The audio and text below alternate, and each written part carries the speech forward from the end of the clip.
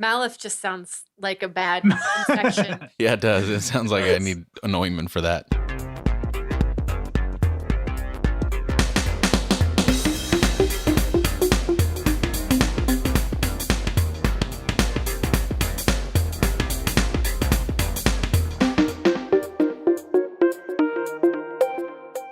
Hello, everyone, and welcome once again to the Irenicast. We are a weekly podcast dedicated to the exploration of faith and culture. We are your hosts. I'm Jeff. I'm Mona. And I'm Alan. Thank you again for joining us. I am pretty excited about this thing that we got going on here. Those of you that are listening to the show on a regular basis and supporting the show, or if you're just finding us, thank you so much. And thank you especially to those of you that have left ratings and reviews for us on iTunes. They've been super gracious, just really reaffirming all the things that we intended the show to be, and seeing people respond with the comments that they have. I'm blown away. I don't know about you two, but I've been pretty surprised and pretty encouraged by the feedback that we've been getting on the show. I'd like to personally thank the iTunes user Shadede. They said that they felt challenged without being insulted and thoroughly inspired not to lose their faith, but not to lose themselves as well. And I want to say that that's my process in this podcast. Also, I'm learning how to navigate my faith and keep my faith and be honest to my background in the midst of dealing with all of these topics and these conversations. So thank you so much for your kind words and for putting it very well how I myself feel about the podcast. Yeah, I want to echo that. I've been super encouraged by all the reviews, and one specifically caught my eye by Malchus One, and this person gave us 5 stars, saying they enjoyed the show even when they are screaming at their headphones. When one of us says something, when one of us says something he or they, whoever this is, disagrees with, and I thought that was awesome. I'm so glad people are listening to us that don't agree with everything we're saying. Like, that's agreement is boring. I think we can all agree on that one thing. And then this person called out actually 2 things that I said in the militarism episode about the U.S. committing genocide in the Middle East and Jeremiah Wright being a prophetic voice. So on the first account, actually, I would love to take this conversation to Facebook, because I think there's, you can lob different news syndicates at someone you're debating with, but I really want to hear more about what Malchus One thinks, or whoever wants to talk about this and really investigate, because I think it's a really good question to ask. Like, are our dealings around the world just? So let's talk about that more. So that's just a blanket invitation for more conversation, and I'll start a thread on Facebook, on our Facebook page. Secondly, the Jeremiah Wright thing. Jeremiah Wright said some things that I don't agree with personally, but I think it's really important to listen to the perspective. For example, I believe, if I'm not mistaken, he's going on record by saying that AIDS or HIV was a governmental conspiracy meant to suppress African Americans. So while you might disagree that that's particular theory is true or not, I think you have to listen to the underlying heart of the message that people of color feel suppressed, and how do we listen to these voices and give them dignity and credibility, or recognize that they have dignity and credibility, and engage in conversation without necessarily having to agree with everything they said. So I think I would answer Malchus One in the same spirit, that it is important, I agree, to listen to people that you don't agree with everything they say, but take them seriously. So yeah, and there are so many. I mean, at this point, we have 11 written reviews for people on iTunes, all of which are super encouraging, and I've taken something from every single one of them. So thank you once again for showing your support to the show, and we hope that you continue to listen. We'll also, starting with this episode in particular, we want to incorporate more conversation into the show. So on Facebook, we will be putting in a continuing question from whatever conversation we have that people can interact with and talk with for each episode that we post from this point going forward. So we encourage people to check that out. We're really excited about hearing more from people. Woot woot. Exactly. Woot woot. Awesome. What are we talking about today? We are talking about consumerism, which is a little ironic considering we just touted iTunes and, hey, check us out, consume our stuff. But disregard that. Oh, that's interesting, because the first thing I thought was, but podcasts are free. Isn't that anti-consumeristic? But still, like, consuming something, It's true. that is what we're going to talk about. Exactly what we're going to talk about. So, on the other side of the music, join us for a conversation on consumerism.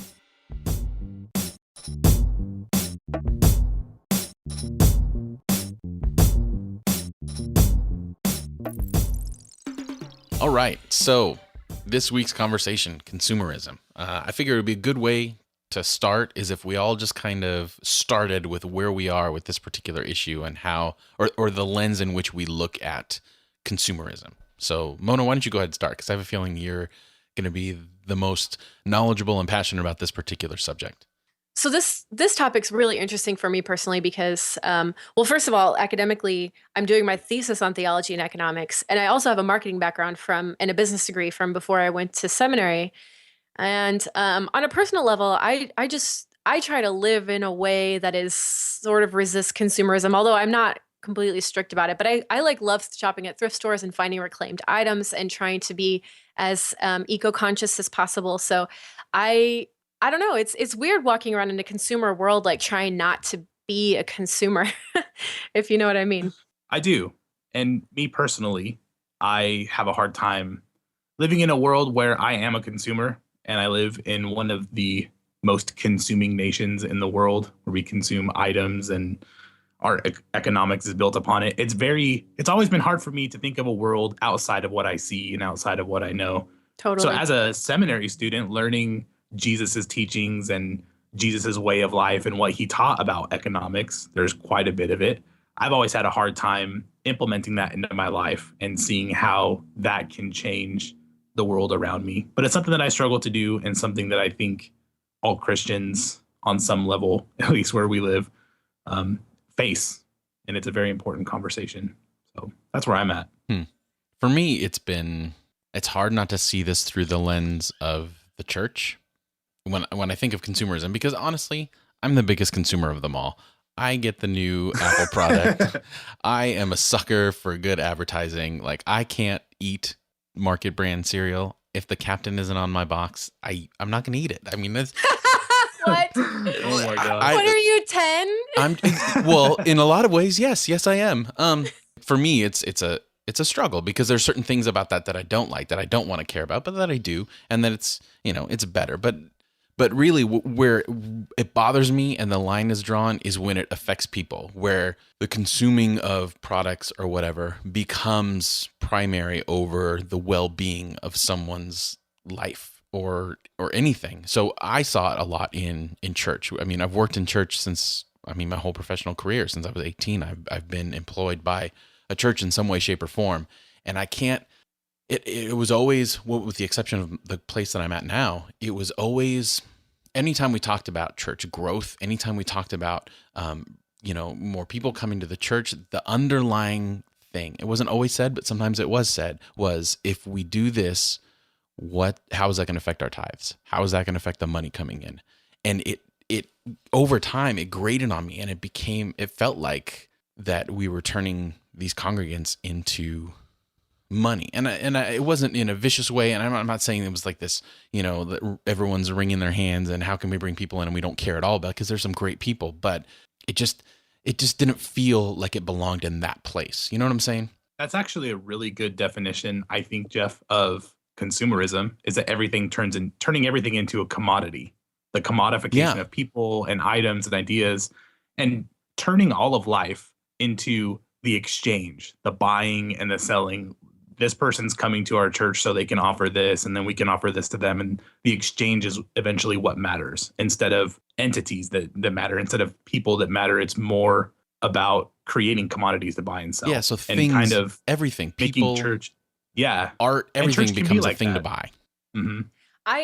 So I get a kick out of comedians who are like rabidly atheistic and just mock religion. Like Jim Jeffries and George Carlin are two of my favorites. And I can't remember which one said this, but how come I think sometimes they just make amazing points that religious people need to listen to.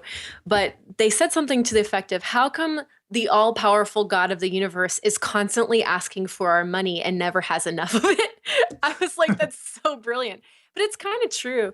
And the other thing I think of is, and this is something I hope we can talk more about, that economics is the study of exchange. And early economists like Adam Smith were really preoccupied with right relationship within the study of exchange. So really, he talked a lot about our values being evident in the ways that we exchange and what we exchange. And so economics is like this objective science that can be distilled from morality and distilled from justice is a very recent historical development.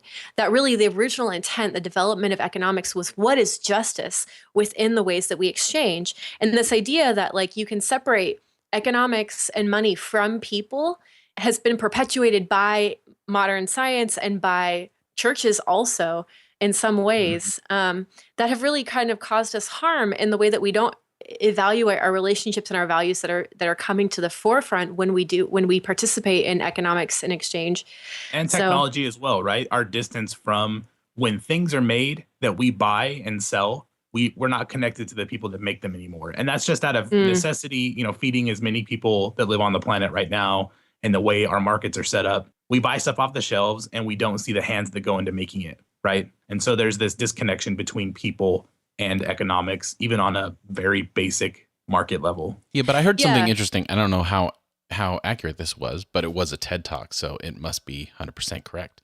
But it was a TED Talk, and this guy was talking about how certain aspects of our technology are kind of bringing us back to that place where you do know the person that created it. And one particular example that he used was the 3D printer and how it's almost undoing the industrial revolution, where you don't need factories anymore. You can have local production for certain things in certain parts because that technology is slowly becoming more and more available to everyone.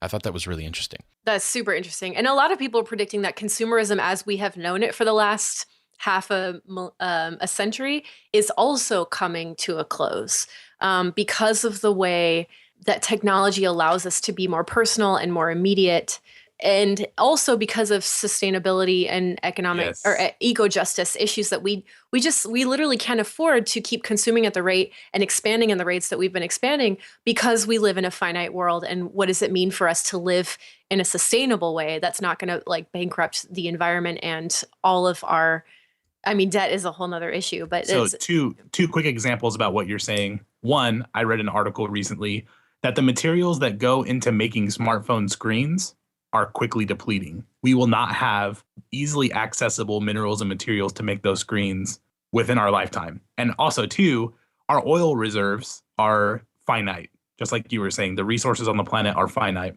And I actually heard someone make the case, I think it was one of my professors, that if we want people in the future generations, to have things like air travel where they use jet fuel, that's the only feasible form of getting jets to fly is using things like oil. If we want those things to happen in the future, we have to protect the oil supply that we have because it costs too much money to make oil and gas and petroleum, those kinds of things. So instead of consuming like there's always going to be enough for everyone, and instead of consuming like there's this infinite resource on our planet, it's time right now to learn that there are only finite resources because future generations won't even have them when we use them up. Yeah, and it's just simply not enough to just recycle and pat yourself on the back anymore. Like we live in a state of crisis, not only because of climate change, but from everything that has to do with the way that we run our economies.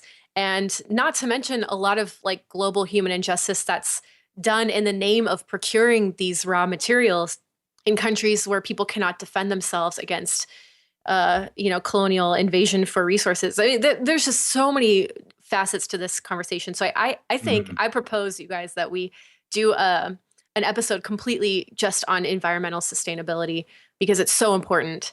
And I recently heard a pastor saying that he's trying to talk about eco-justice in every single sermon because it's still viewed as like a fringe thing. But if we don't talk about it now, it's going to be our lived reality in like 20 years. Like in our lifetime, we're going to see catastrophic changes in the way that we live and are forced to live. So, I mean, it's kind of like weird to think about all of like the doomsday stuff, but I think gone are the days where like, the tree huggers are just some weird hippies running around in the woods. Like even big corporations like UNICEF is what I'm thinking about, who are trying to implement, like they're seeing down the road and seeing that we are running out of things, not just oil, not just resources, but air and water. We are running out of it. And unless we take really strong stance now in preventing we're going to be dealing with craziness. So let's do a whole episode on that. But I also want to talk about debt, because debt is a huge thing that in our consumer world, in our country, we are so encouraged to live in a bankrolled kind of debt encouraged way. And that's not the case all over the world. It's really not the case. It's a very American thing to spend money that you don't have. And our government does it too, right? Mm-hmm. Yeah.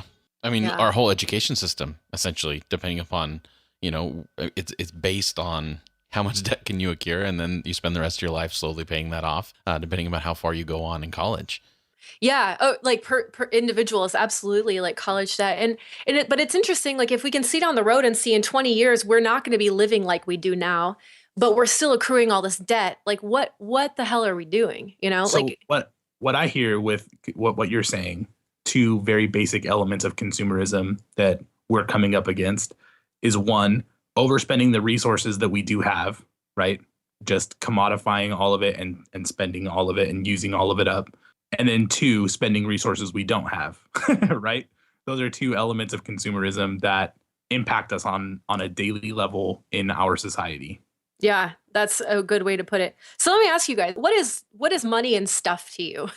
I know that sounds like a really basic question, but I think it's something. Christianity is a really sordid relationship with money, right? The love of money is the root of all evil. I think, did Jesus say that? I don't remember. Yeah. Yeah. Mhm. I mean, but at the same time, Maybe that was Paul. maybe it's somewhere in there. It's somewhere. Well, a lot of people say money is the root of all evil. It's actually the love of money is the root of all evil, which is, I think, a pretty crucial difference. But like, have you ever stopped to just ponder, like, what is money and what is stuff to us? Like, what does it mean? What is its value? It's a good question. I think for me, it's changed. One of the big things that changed for me was having kids. How that affects the way I look at money. And, I would say even arguments when you talk about, well, why do you need to have all this stuff? There's a lot of like, well, I want to save for my kids' future. I want to have a better future for my kids. There seems to be that underlying motivation. And one of the things that I'm struggling with, and I don't have a clear answer for, or any answer for really, is what is more important to provide? The fact that I can leave something to my kids when I die, when hopefully when I die, they'll be old enough that if they haven't established a career, they're going to be in trouble anyway. So I don't know. I don't know what that means. I'm wondering now, having kids and being in that perspective, whether that's just an excuse that people use to justify something they already felt that they now realize is even less important that they have kids and are trying to make it more important. That's really interesting. For me, growing up in youth group, one thing my youth pastor always said that has actually stuck with me and meant a lot to me is he said, use money and love people, not the other way around. Don't love money and use people. And maybe for me, deep down, creating a distinction between money and people, because Christianity is, at least Jesus, is about love, right? It's a central unifying theme to the tradition, to faith. God loves us, we love each other. That's what Christianity is all about. And when the root of all evil is love, it's interesting, right? You're not supposed to love something, but you're supposed to love something else. So making a big difference between people and money allows me to keep my priorities straight. Yeah. For me, consumerism breaks that down. It commodifies people. For instance, when you go to work, it's no longer about living out something like your vocation or something that you're creating that you do. It's more you are selling yourself for wages, right? You've commodified even your identity and who you are. And so when people get turned into, and we were talking about this earlier, Mona, is that companies are now even commodifying human beings, right? We're breaking down the distinction between money and people, even down to a genetic level. Things that people would have never even imagined you could have sold back in the day, we're selling, right? Blood, water. We're putting patents on DNA, even on names, right? We're commodifying names. So everything in my world has been kind of brought down to the lowest common denominator. It is all has money attached to it. How much is this worth? How much are people worth? How much is their blood worth? It's tough to see people apart from money. And not just the people themselves, but the expressions of who those people are. I mean, how do we judge what the best album of all time is? Usually on record sales, like this sold this many records. And so even art is moving away from this beautiful thing to, well, how much did you sell? How many listeners do you have? And it's weird. Yeah, I think I mean if you see money as a measure of value, it's like a collective way, like a social contract for all of us to kind of come to a sort of consensus on what something, how much something is valued at, how much Mhm. what worth is.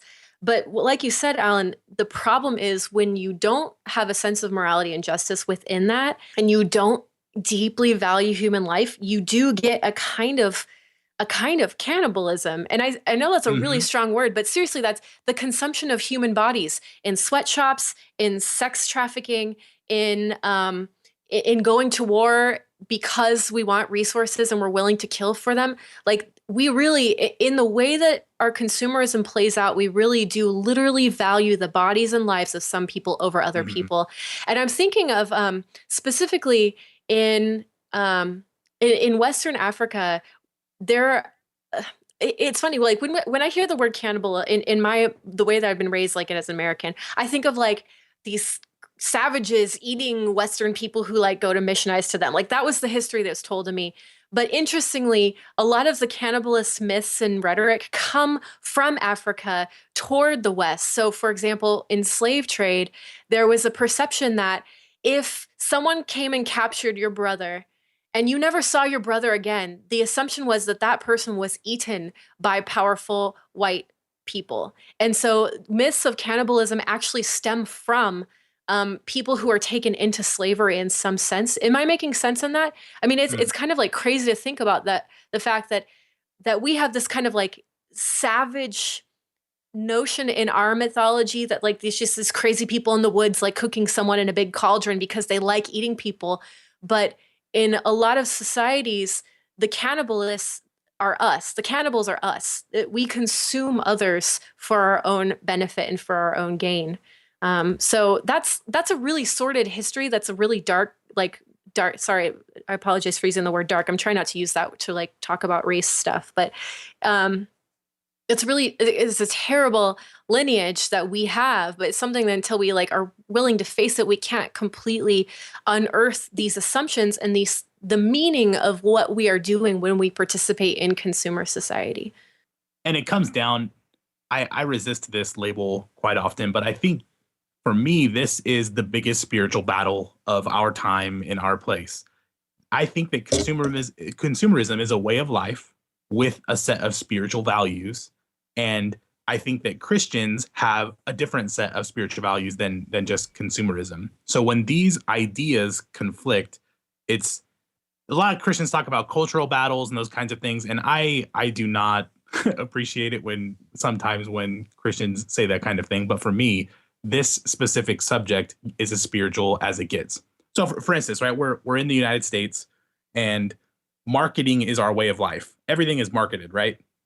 I'm not alone in thinking We that market this podcast.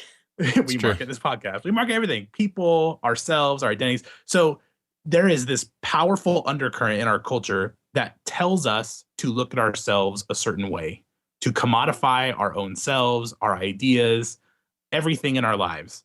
And it sells this way of life to us, even this type of thinking. I think a lot of people get hung up on Christianity teaches us not to amass a whole lot, right? We're not supposed to have all of these things and value these things above God. But that misses the point of consumerism. Consumerism is about a way of life, being continually dissatisfied. You're almost satisfied in being dissatisfied. It's the search, it's the hunt, it's the buying, it's the transaction that matters and not necessarily the things or the people. So for me, consumerism is a way of life that is opposed to a Christian way of life, an authentically Jesus following sort of way of life. And that is a difficult thing to see when in our society these things are happening even on a subconscious level. Yeah, we're totally conditioned to be good little consumers. Like consumerism is patriotic. Like, do you remember we talk about the 9/11 a lot, and I apologize if that's like triggering to anybody, but after 9/11, what were we told to do? We were told to go out and buy because nobody wants to see the economy tank. But after World Yep. War II, go out and buy. Go out and buy. Like to buy is to be a patriot, and to not buy is to is somehow to like revoke your citizenship or something like that. Like in America, those things are the same, but that's not the case all over the world, you know. But I think I think it's really it gets tricky because a lot of modern brands like Apple and Nike are the two that come to mind, McDonald's to some degree, they actually have studied religious movements and mimic spiritual experiences in their marketing. And that's where it gets very tricky because if you're seeking religious experience and meaning, and then here's come along these brands that are very astute and have studied ways to get you to buy into them and to their values, then how are you supposed to separate that? There's actually a post that I put up a couple weeks ago on the blog that looks at malls as if they were sanctuaries, as if they were places of worship, because a lot of the architecture has been included in that. Not that that is specifically in and of itself wrong, and not that a mall has to talk about God or something, but using a very religious atmosphere to sell something, to sell consumerism itself, is interesting. It's exactly what you're talking about, is that consumerism has taken on an overtly spiritual atmosphere in our nation. Well, spiritual, Yeah, but and also communal. Like it's being a part of something, and it's tapping on that need. And I wonder if it's more communal than it is spiritual, but only because communal is such a part of being spiritual. well, you're tapping into something really interesting because part of what big brands do when they try to market is to say, how can we increase brand loyalty? For example, Apple used to, I don't know if they still do, but I worked with Apple people for a while, and they actually have official titles for brand evangelists. Like you could actually get a job as a brand evangelist. So they're using specifically religious language, but what they're asking the questions, how do we get people to be loyal to us and pretty exclusively so we get all of their business? And you know where they learned it from? They learned it from churches and religious institutions that get people to stick specifically to their denomination and not to venture outside of it and to be distrustful of others. Right? So it's like, so does consumerism affect religion, or does religion affect consumerism? There's no answer to that question because it really does work both ways. So then where is I don't know, in the middle of all this, and I think this is just from my context of church, is how do I had to get to a place where, because I think all that is true, but then where's the motivation? Like, is this just, is it a Mr. Burns type thing where someone's, sitting down with Smithers and saying, I'm doing all this with just the evilest of intentions? Or is it just the system itself that encourages this, but there's still well-meaning behind those actions? And then where do we fall when it's gray, and how do we, is part of keeping ourselves sane trying to assume that at least the majority of the people they have well intentions, they're just in this system that gives them no other choice? Those are great questions. What do you think? I don't know. For me, I have to be at a place where I'm assuming the best, because most of my experience with this has been in church settings, as far as bringing people in and how do we get people to come to this event, and how do we keep our tithers and all that kind of stuff. And I know these were good people, but sometimes the methods, they didn't feel right. Well, I think it's a legitimate thing to want a cohesive community, right? To have a community that you can rely on, that is there for you, that won't fall apart at like a moment's notice. But consumerism doesn't do that, right? That I know we're probably talking about. I guess I'm thinking of loyalty in particular, but you're right. Consumerism, it does is like you need many options and you get to choose because you have the right as the center of like your own universe. But even that loyalty is conditional, as far as like, well, if this person's only spending this much, then we don't need them to be loyal. But if they're spending this much, then we really want them to be loyal. True. Can I posit something? Sure. Okay, of course. So I've read from Stephen Mott and Ronald Sider. They came up with the definition of just economics, and it's this: justice demands that every person or family has access to the productive resources, that's land, money, knowledge, so they have the opportunity to earn a generous sufficiency of material necessities and be dignified, participating members of their community. You commie pinko bastard. I would like to submit that consumerism does not allow that, because by definition, consumerism is the commodification of everything. So when resources are commodified, like you said earlier, water, when companies are allowed to spend a community's water and sell it, to suck it up and sell it back to them, when companies are buying the rights to put pollutants in the air and things like that, you have taken away the resources from the people, and have put a price tag on it, and they no longer have access to those things. So consumerism is a problem for me, not in the sense that, can we buy things or not buy things? It's like, what kind of a world are we setting up, and who has the right to put a money sign on something and not on something else, and then sell it to the people, and then make even life itself a function of buying and spending. Yeah, Right? I'm thinking of a really horrifying example. I just had a bunch of friends get back from a trip to Israel and Palestine, and they visited all these Palestinian refugee camps and homes. And not only are water rights really restricted in that area, and this is a very complex situation, no matter how you fall on this, I just want to point out one small aspect of this, but Palestinians are actually prevented from collecting rainwater on their own roofs. And that to me is like the sign, a sign of the times.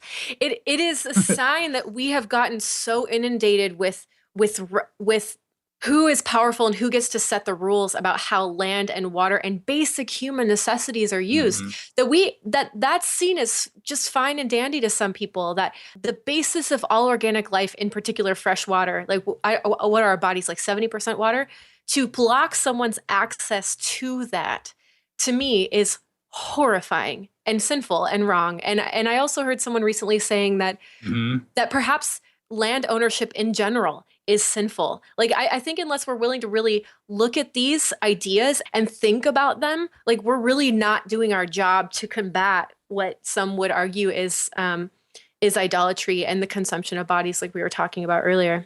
So I personally don't think land ownership is a sin, and I don't believe owning things are wrong or anti-Christian. I think that Jesus was not about these like unrealistic ideals. We talked about this in an earlier episode. I think that Jesus taught a different way of being in the world, and I think you can get that different world even when you are owning certain things. So I'm interested in what does justice and just economic systems look like, but I don't think you can jettison ownership of things or the need for hard work or things like that. I know that those are all laden with different conversations, but yeah, totally. I'm really interested in. So you guys know me. I love the Bible, right? That's how I love Jesus's teachings. And a lot of people point to the verse that says, do not store up for yourselves treasures on earth, right? Don't store up for yourselves treasures where moth and rust and thieves break in and steal your things. And there's a taught in some churches, you're just not supposed to own a lot of things. That's what it comes down to. But again, that is for me missing the point of what Jesus was even talking about. We talked in an earlier episode about how Jesus identifies one thing, suggests another, and then suggests a third way. Well, in his teachings about money, Jesus talked about where your spending habits show up, that's where your heart lies. And Jesus talked over and over about like the kingdom of heaven, right? So when Jesus says, store up for yourselves treasures in heaven, he's not necessarily saying there's this afterlife. You guys could probably both agree with me. A lot of Christianity is geared toward the afterlife, right? Probably too much so. Would you agree with that? Like popular Christianity? Yes, popular Christianity, popular or even evangelicalism. We talk about this future world in heaven. Don't store up treasures on earth because you want to have rewards when you get to heaven. Jesus preached constantly that there was a kingdom of heaven that was already at hand, that was invading our world, that was being set up on this planet at this time. So when Jesus talks about storing up treasures for yourselves in heaven, it's this kingdom that is already here and is it's like this vision of a world and of a kingdom that is ruled by God and God's sort of economics. So investing in your treasures that are in heaven is actually investing in this world right now in the ways of that kingdom, in just economics, in generosity and enough for everyone. That's what Jesus was preaching. So it's not this, you have to live this life of asceticism and not own anything. It's like you should be investing your money and your time and your economic policies in things that make this just economy right now, which is, like we said earlier, giving people the access and the resources to things that probably shouldn't be commodified. And what you're saying is interesting because I've always had a really hard time with that storing up treasures in heaven thing. Because I'm like, okay, we're trying to teach people to be less selfish. So, okay, don't have earthly goods, have this super shiny treasure in heaven. Store that up. Like Mhm. that to me never lent to me feeling less selfish. Does that make sense? Yeah. Oh, Well, you're still doing it out of a selfish You're still doing motivation. it for yourself. yeah. I don't Well, know. in my context, and Mona, you can probably relate to this within Pentecostalism. That verse is always tied to some illustration about these two people that go to heaven.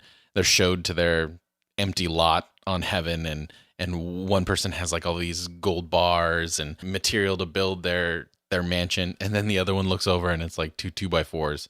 And the person's like, "Well, what do I do with this?" And God said, "I only gave you what you sent me." And it's just this like, so that verse is always What a crafty connected with, carpenter. yeah, like it was applying like, yeah, you don't save up all your money, but if you do all these good spiritual things, then you're saving Yeah. up your money in heaven. We got to keep up with the Mother Teresa Joneses who are like living in these crazy ass houses. Exactly. Yeah, no, I think so. What does it mean to amass, either in this life or the next? What does it mean to amass something for yourself and wealth for yourself? I mean, we all know, like, we always hear you can't take it with you, but like that kind of messes with that, I guess. And what does it mean to have things? And like, why are things? I know we need things to live. Like, I'm thankful for my things. I'm thankful for the mic that's recording my voice right now that I bought with the money that I made. So you can't completely get away from it, but so I guess my question is, if consumerism were a religion, what would its values be? Because we've been referring to consumer values for a while. What are consumer values? The selling of the good and the purchasing of the good is the ultimate value in consumerism. But okay, so if the ultimate value is just to buy and sell, then why would I do it just to do it? Because you exist when you buy and sell. Whoa, that's freaking deep. That's what consumerism is when you purchase, you are acting out your existence. Your whole point is to buy and sell things, to be a productive part of society, and you don't exist if you're off the grid. Yeah, it's your spiritual discipline, right? Like within Christianity, people say read your Bible, pray. It'll give you the certain amount of feeling. So if consumerism were a religion, your spiritual practice would be to buy so that you can get that feeling and feel like you're connected to what you believe. So this is beyond seeking happiness. This is just trying to validate your own existence as a human. Yes. That's Yeah. crazy.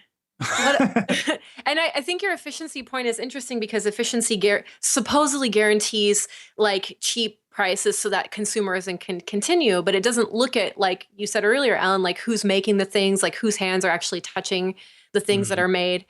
Because efficiency would encourage us not to look at those things. So let's take a real world example of what you just said. It was Maytag, I believe, that built a factory in Middle America. I'm not sure exactly where, and they created this out of this small community, a huge source of jobs. All these people worked there, and they actually their boards got together. The board of Maytag decided that it would be cheaper to move it to Mexico. This is a couple years back, and the community got together and said, if Maytag moves out of our community, it will destroy us. We will lose all of these jobs. It will literally bankrupt our whole community, all of us, all these families. So they got together and raised like $2 million to just give over to Maytag to keep them in their city because they needed those jobs. Maytag moved anyway, moved barely across the border into Mexico because they could save a certain amount of money on production for their dryers and their washers and those kinds of things. So they built this city out of nothing in Mexico, had built another community for a couple years, and had people move and build houses and create this city in Mexico.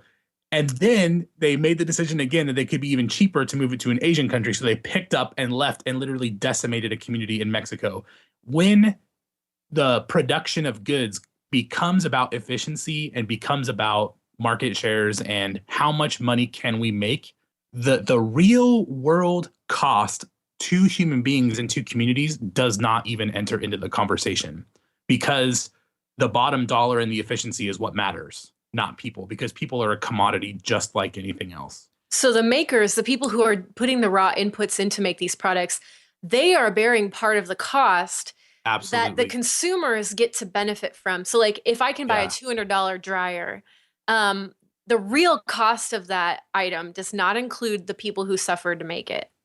for all intents and purposes. So yeah, you're pointing to something really, really important. And this has occurred like thousands of times. I want to say I read a figure, I'll have to validate this, but I read a figure recently that said something like in the last decade or two, we've lost 50,000 factories in the US. So we really are shifting from a country that makes things and sells them to a country that just offers services and food, basically, like not even stuff that lasts. So that's like maybe a whole different conversation. But what you're pointing to is that this doctrine of efficiency hides a lot of realities, like from the consumer, right? Mm-hmm. And I can't even imagine what a better world would look like because I've been born into this system. It's how could someone make the decision to not make more money? You know what I mean? How could a company be run on principles that is not like, hey, we can make better money, so let's just pick up and move? Well, yeah, they have to. You know what I mean? They're responsible to their shareholders, right? Mm-hmm. Who are ever and demanding more profits. And if that's the system we work in, or like, for example, you get a CEO that like makes $10 million a year and probably is only going to be in the job for about a year or two because it's so demanding and unethical or whatever the reason is, or the shareholders get tired of him and boot him out after a while. But they really only have to answer to people for a year or two. They're making decisions based on that timeline, not on like the entire lifespan of the company or the greater species of humans that they should be answering to, right? So how is that even possible? So how like, do we? What do we? I mean, honestly, like we How do live we in a solve country. capitalism? Yeah, exactly. Our whole system is based on that. So, Yeah. I mean, and we can do what we want. Like we can think in terms, ethical terms, as far as knowing what we're buying and what we're doing, and eventually maybe that'll make a difference over time. But if we're in the business of marketing, I mean, part of that is masking the truth. You know, like making something sound better than it really is. So how, like, I don't know. It almost seems, I don't know. Well, there was a really specific period in the 80s under Reagan that we deregulated so many industries in the interest of increasing capitalistic gains and letting markets just kind of do whatever they want. So this idea that markets will self-regulate and will be just over time, just given enough competition. So we actually have gutted governmental regulation on a lot of these corporations and corporate practices. And now down the line, 30 years later, we have corporations are people, my friend. And really corporations have the same, if not more rights than human beings because they have money to buy voice in politics and so on and so forth. So I think when we're talking about these issues, like it has to go way beyond personal, like what consumers demand, which consumer demand, like you have a powerful voice as a consumer to raise hell and to make changes. Like people don't realize actually signing petitions and doing stuff like that and changing your buying patterns does have a huge influence that people don't wield often enough. However, there is a level that the government should be protecting the people as well. And if our government is failing, then we need to look at our policies. So there's really two avenues that we can implement that just kingdom, right? The just economics that gives people resources to live their lives in a sufficient way. And that's on a personal level and on a governmental level. And we can do all sorts of things that actually have a real world effect right now. And we don't have to choose to buy into a consumeristic way of life. It's super hard because we live in such a market driven society, but you don't have to live that way. We can take even some steps, right? We can even take a few steps in the right direction. It's better than not trying at all. Yeah, and I think there are some big movements like maker culture, fair trade, buying local, farmers markets. These are all ways that you can get involved in a local level to try to shift consumer patterns with your personal finances and with your personal energy. So that's cool. That's cool that there's something that we can do. But something I get frustrated with maker culture in particular, it's great to make stuff. It's great to buy from thrift stores and stuff like that. However, it's just taking money out of the economy instead of redirecting money at companies that really are trying to do right by their workers and stuff. For example, I have a friend who was wearing these really ugly jeans, and I was like, "Why are you wearing these ugly jeans?" And he said, "Well, I researched all these jean companies, and I found this jean company in like the middle of Iowa who pays their workers $20 an hour, and I wanted to support them." And I was like, "You go, man! Like, not all of us can like sacrifice fashion, but I don't think you have to all the time. But I think there's a difference between just shopping at a thrift store and not buying new things. But then there's also another level where you can really take the time to research where your things are coming from and choosing what values you're supporting in those decisions. Yeah. Mm-hmm. Yeah, and recognizing that just because everything you're buying isn't as ethically as you want it doesn't mean you throw the baby out with the bathwater and you just say, well, it doesn't matter. Like, it's something that it should be an ongoing conversation, ongoing thing that we're aware of and make ourselves more aware of, and don't choose to be ignorant about certain things because we like something so much. Yeah. One more thing I wanted to bring up is, have you guys noticed this rise in what people are calling sadvertising? It's like What? sadvertising. It's a new thing in a marketing trend where big companies are basically like using social justice causes to promote themselves and make more money. Yes. Mm-hmm. Like, look at us, we're do-gooders. Like, they're tapping into like people's very real desire to do good things in the world, but in order to sell more things. And it's just like, I don't know, it goes along with this whole thing of like big corporations who have horrible labor practices and then turn around and like support local organizations who need that money and are not going to resist. For example, Walmart, awesome Walmart, good job that they just gave all their workers a huge raise hourly, which is amazing.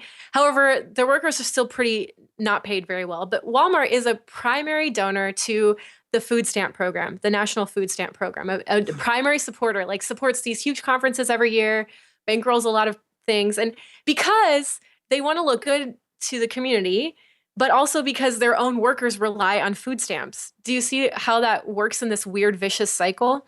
Mm-hmm. Yeah. And so this idea of like social justice mixed with capitalism, to me, feels even more icky than capitalism itself, because it's masquerading as doing good in the world. And it might actually be doing good in the world. It's not that simple. Mm-hmm. Because again, you're commodifying something. You're turning it into something to be bought and sold. And that is people's impulse to do justice. Yeah. That's crazy. That's craziness. You're no longer commodifying someone's ability to work. Like, even our desire to build a just world is being turned into something to be bought and sold. Yeah. Can I just say, let's create a world where there is at least something that exists that doesn't need to be bought and sold, right? What is that Let's thing? just try it. I don't know, people.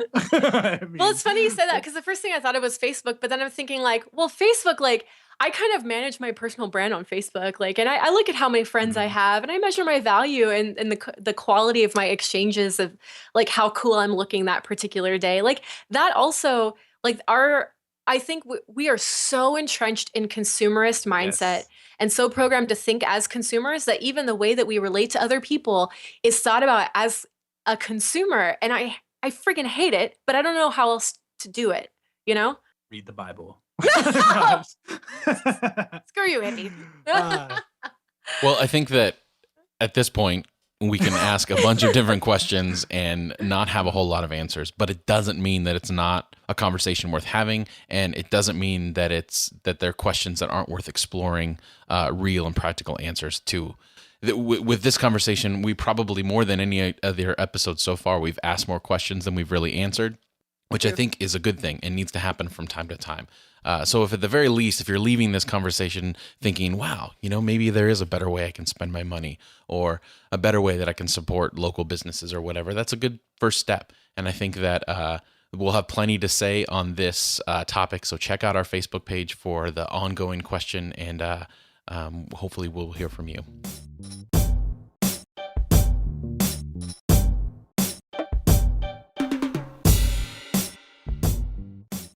All right. Well, this week, we're going to try something a little different. We don't have a game necessarily, but we figured this would be a good opportunity for us, or for you, to get to know us a little bit better. Maybe we'll call this segment Getting to Know Your Hosts, or something along those lines.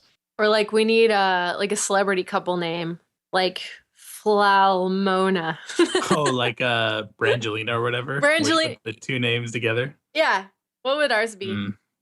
Jamonal. Jamonin. Getting to know Jamonin. Malif. Jamonin. I like it. Jamonin. Malif just sounds like a bad infection. Yeah, it does. It sounds like I need an ointment for that.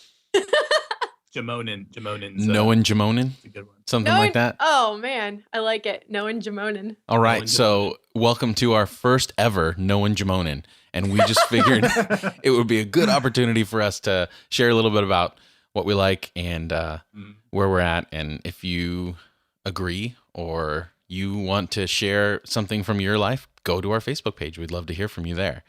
So let's do something simple. Let's do something like worst or least and most favorite movie. Yeah? Yeah, I'm very bad at like naming favorites. I always feel like I'm leaving other people out. Yeah, it's tough. So why don't you just pick what is a movie that comes to mind when you think of least favorite movie, and a movie that comes to mind when you think of favorite movie? Okay, what comes to mind initially, but it was actually a movie that I rather enjoyed watching, but it was a horribly bad movie, was Troll 2. Have you guys seen this movie? Is that course. the one where the guy in the glasses goes, "No"? There are so many moments in that movie. I mean, okay, so there's also a documentary made about the movie by the little kid who's in the movie when he's grown up. I saw that. That was great. It's so good. He talks about the movie being made like in 3 weeks. And like some of the characters are people who recently got out of mental institutions that they just kind of found on the street. And the director who also wrote the movie was like, he didn't speak English very well. So like the script actually doesn't make sense. It's got a horrible soundtrack. Like everything about this movie. What's the documentary called? I think it's called I don't The remember. Worst Movie Ever Made or something. I think so, yeah. It's so brilliant. I feel like we need a third category then, like a really good movie, a really bad movie, and then what I like to call an awesomeful movie, where it's so awful it's awesome. So let's all go around and say awesomeful. our least, right? Oh, okay. So that's not your least favorite movie? That's my awesomeful movie. Yes, awesomeful. We're doing a lot of word combining here, which is fine, I guess. Okay, well. So we're starting with our awesomeful movie or least favorite? Let's do awesomeful. I used to watch a movie called Lloyd when I was a little kid. It's really stupid. So that would be my awesomeful movie. But yeah. What about you, Jeff? I haven't seen it in a long time. My awesomeful movie. There's so many. That's like one of my favorite things to do is watch horrible movies. I don't know. I don't have necessarily a favorite, but there was one that I saw that was fantastic. It was called Cobra, and it was with the man who played Mr. Miyagi in the original Karate Kid.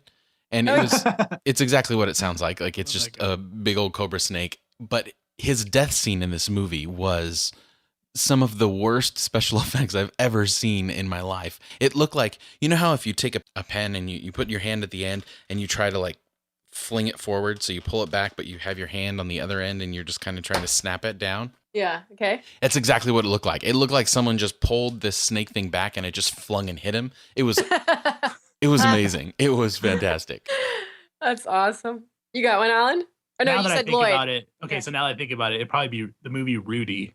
Have you guys ever seen Rudy? Oh, dude, that's a great movie. It's a horrible movie. What is wrong with you? Okay, my family like worships that movie. Okay. It's the story of this kid who's horrible at football, but he tries super hard and he goes to Notre Dame. It's like the little and he gets to play in the very end. No, and I remember like tearing up when I was It's based on a true story. Yeah, but it's a horrible movie now. I went back and watched it. It's pretty bad. It's not The Little Engine That Could. The Little Engine That Could like accomplish something. This guy was patronized by being in one play when the team was already winning. That's not good. That's not good. It was his dream, you guys. It was his dream.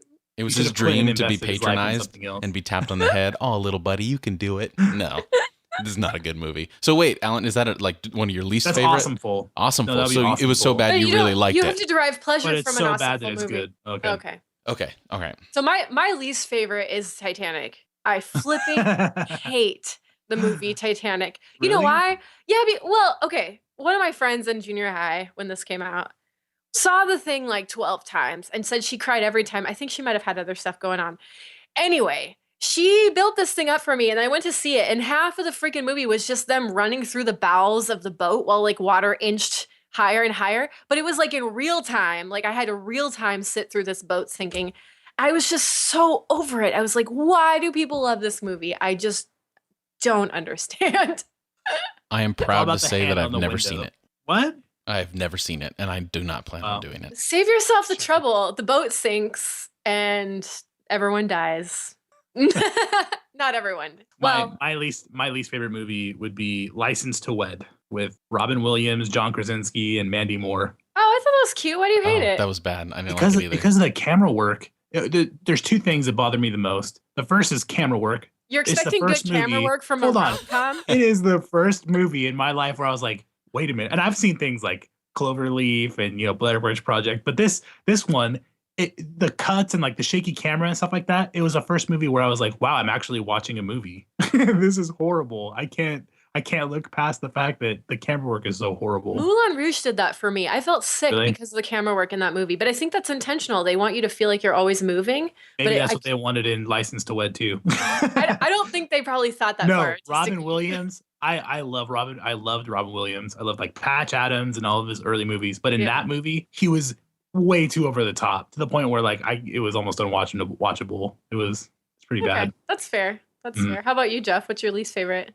You know what? I'm gonna go with James Cameron again. Avatar. Really? No! I did not think it was that great. I thought it was a plot that really wasn't all that original. I don't think they brought a really good take to it. The special effects were nice, but everything about it, I was just like, I was sitting in the theater and I was just like, this is not that great. God. I did not like it. I thought it took a good message, that the whole like ego thing, and I thought it told it in a way that was too straightforward. There wasn't any like Preachy. art. Yeah, it was very preachy, and It's the Pocahontas we deserved. All right. It wasn't.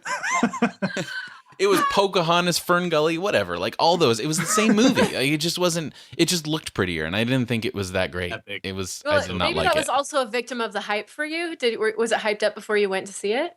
Not so much. I got most of the hype after it because I thought maybe that was it, but really, like I saw it opening weekend and I had heard like it looked great, which it did. Like it was one of the better 3D experiences that I had. But the movie itself, I was just like, it almost like it relied too much on that and totally didn't do much for me as far as plot and acting, and I just wasn't a fan. And I was hoping to be a fan because it had Sigourney Weaver in it. I thought it was going to be some Aliens homages or something to it, and it wasn't good. I'll admit that for a week after watching that, I told Vicky, I see you over and over. Like in Wait, in like sort of joking, but in all seriousness. Right? Remember where they look at each other and they go, I see you. Aww. And then I realized it's kind of like objectifying. That was my least favorite part. I thought that was so cheesy and dumb. That's so great.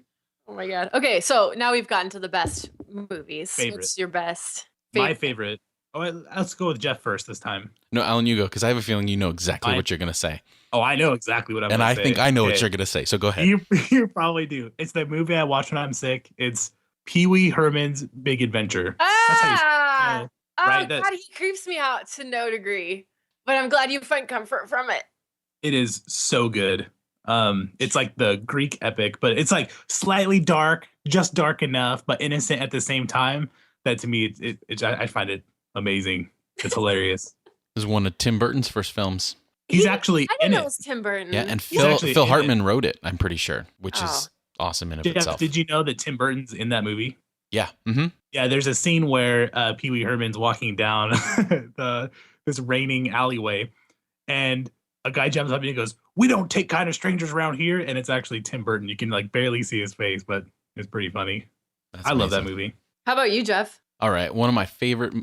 In fact, it's one of my favorite movies of all time. I can't say favorite because that's too subjective and too hard, but it's from the 80s with Tom Hanks. It's called The Burbs. Oh my God. Where he eats the sardine on a cracker. It is amazing. Oh. Everything about that movie I love. I love that the way they do you're a horror guy. So. Well, it's this great like satire on living in suburbia, and there's so much to it. I love it. It is so great. I feel like if I was living in that cul-de-sac, I would be one of. It's amazing. Like all this stuff about, judging your neighbors and it's great. You should rewatch it now. I don't know when the last time either of you have seen it, but you should rewatch it and really appreciate it for what it is, because it is brilliant and hilarious, and it's early Tom Hanks. Like I love Tom Hanks from Forrest Gump on when he was trying to be more of a serious actor, but I think he's underrated in some of his earlier comedies like The Burbs and Splash and Joe versus the Volcano and stuff like that. Yeah, those are some good ones. I think I'm reminded of Edward Scissorhands. I was going to say it's definitely like probably top 5 for me, which is kind of a similar theme about living in suburbia and like all the weirdness that happens. Well, I think my all-time favorite movie is Chocolat. But a movie I saw recently like rivals it. It's called Away We Go with John Krasinski and Oh, so Maya good. that was Rudolph. a good movie. Wasn't it so good? It I've was seen it a good. bunch of times, but I saw it again like last night. And I love it. I love that they can achieve like laugh out loud funny and crying Yeah. in the same movie that's like Yes. very human and real. I just thought it was like super, super powerful movie. I So- watched the scene where the little kid talks about putting the pillow on the baby's face over it. That's really dark or whatever. Yeah, there's some dark stuff The in movie's it. great, but you're right. Out loud stuff That in was- the midst of being profound was incredible. Yeah. I That think it was just a great captures movie. like this desire for home, like that we all have. Yeah. It's good. Mhm. Glad you guys liked that too. Yeah, I'm glad So you went with that that's over Jamonin? Chocolat or whatever. Although when I hear Chocolat, have you ever seen I Love You Man? I always think of that movie. When I No, hear wait. that. Have you seen Chocolat? No, You've never seen it? no. Oh, okay. So have you ever seen the classic movie Babette's Feast? It's like one of the 100 all-time greatest films of all time or something like that. Haven't seen It's it. originally like written in Swedish or something.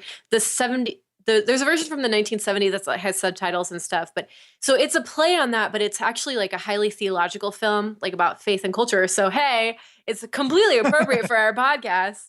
But Chocolat, it's amazing. Maybe we should start a Facebook thread about it because there's a lot to talk about in that movie. I've been meaning to watch it ever since it was mentioned in I Love It's You Man. not froofy. It sounds like a rom-com, but it's really not. Well, it's Johnny so- Depp, right? Isn't he in it?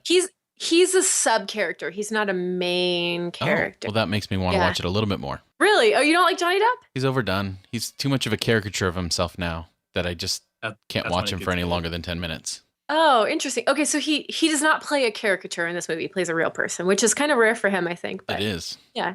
All right. Yeah. Well, that's So amazing. Jamonin's top favorite movies are Pee Wee Herman's Big Adventure, The Burbs, and what'd you say? Oh, the one with John Krasinski. Away we go. Away we go. Away We Go. That's Very- quite a spread. I think we that's a covered solid, everything. solid 3 movies that everyone should It is. see because they're pretty good. Absolutely. All right. Well, hopefully you enjoyed getting to know or knowing Jamonin for this. So awkward. It does. At the same time, it kind of rolls off It's the tongue. awesomeful. It is awesomeful. That is fantastic. Anyway, that'll do it for us this week. Thank you so much for joining us and supporting the show. If you want to continue to support the show, you can always rate, review, and subscribe through iTunes or wherever else you get your audio content. Also, check out our blog at Irenicast.com. And as always, we want to hear from you. So if you have any questions, comments, or concerns for the podcast, email us at podcast@Irenicast.com or follow us on Twitter at Irenicast or especially on Facebook at facebook.com/Irenicast. So for this week, I'm Jeff. I'm Mona. And I'm Alan. Thank you for joining the conversation.